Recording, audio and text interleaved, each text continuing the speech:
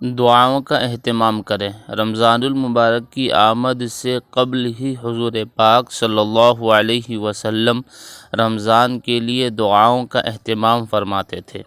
کتابوں میں یہ بات لکھی ہوئی ہے کہ اس دعا یعنی اللہم بارک لنا فی رجب و شعبان و بلغنا رمضان، اے اللہ ہمیں ماہ رجب اور شعبان میں برکت عطا فرما اور رمضان المبارک تک پہنچا۔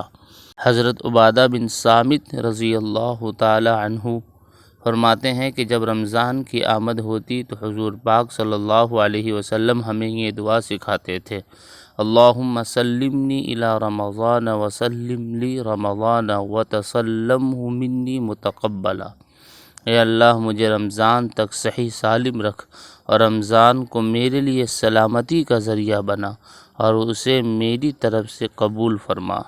یہ دعا حضرت یحییٰ بن ابی کثیر رحمہ اللہ اور حضرت مکحول رحمہ اللہ وغیرہ تابعین سے بھی مروی ہے، اور بھی دیگر دعائیں کتابوں میں مروی ہے جس کا آپ صلی اللہ علیہ وسلم اہتمام فرماتے تھے۔ ہمیں بھی چاہیے کہ ہم ان دعاؤں کو یاد کریں اور بکثرت انہیں پڑھنے کا اہتمام کریں۔